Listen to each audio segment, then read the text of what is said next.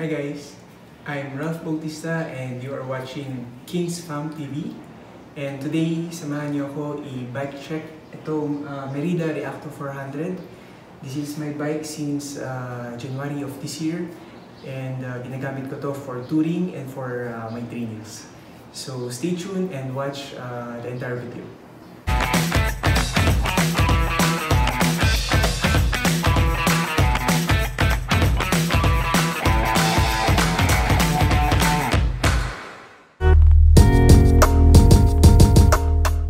Welcome mga kapadyak to our channel, KingsFam TV. And today, ito, ibabike check natin yung personal bike ko na Merida Reacto 400.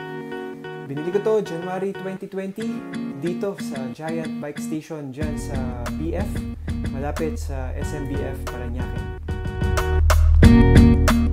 Unahin natin guys yung sa cockpit, and yung sa handlebar is from Merida. It's called Expert CW. The stem is also from Merida Expert CC. And if you will notice yung sa bar tape niya, pinilitan ko na yan ng Bond Ranger. We also have the speedometer from Cat Eye, Padrone Plus, and also our light from Cat Eye Volt 400. Our shifter is Shimano 105, both front and rear, and this is an old model to 2017 or 2016 pa.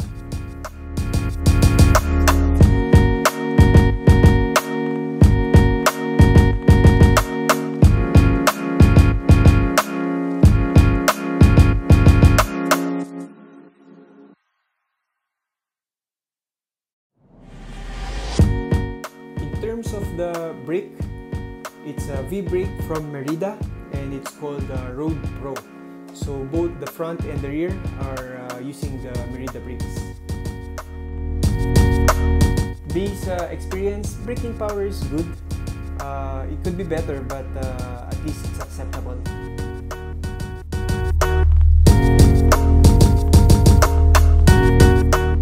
Fork is from Merida. They call it Reacto CF, and it's an alloy fork.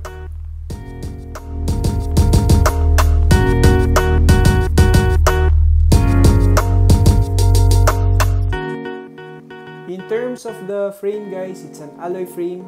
It's called the Reacto frame. So ito yung mga aero frame coming from Merida.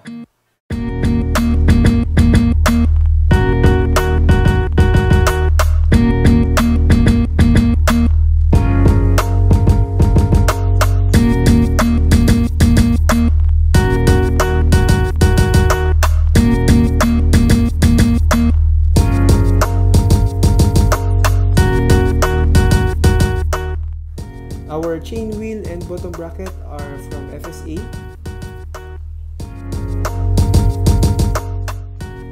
And yung pedals natin guys are Shimano Ultegra.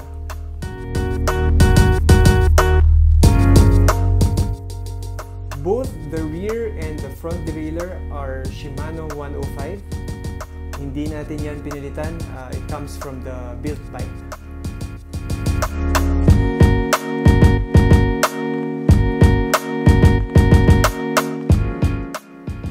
Saddle and our seat post are also both from Merida. The seat post is Comp CW and the saddle is Comp SL.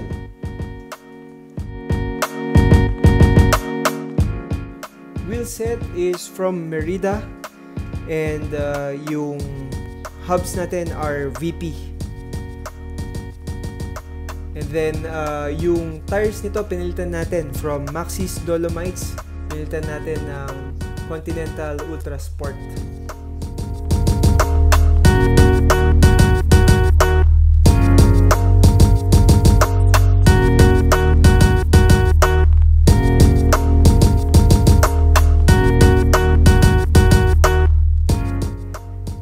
Since January 2020, with 2 months lockdown, naka more than 1,000 kilometers na tayo based sa bike speedometer natin.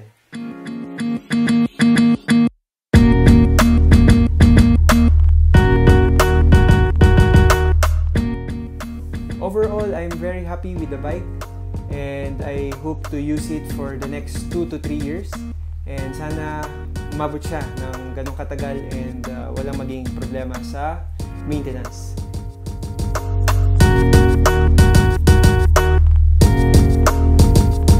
So that's it guys. I hope you enjoyed this mini vlog and I also hope you will like, subscribe and comment on our YouTube channel, KingsFam TV, and I hope to see you soon. Bye!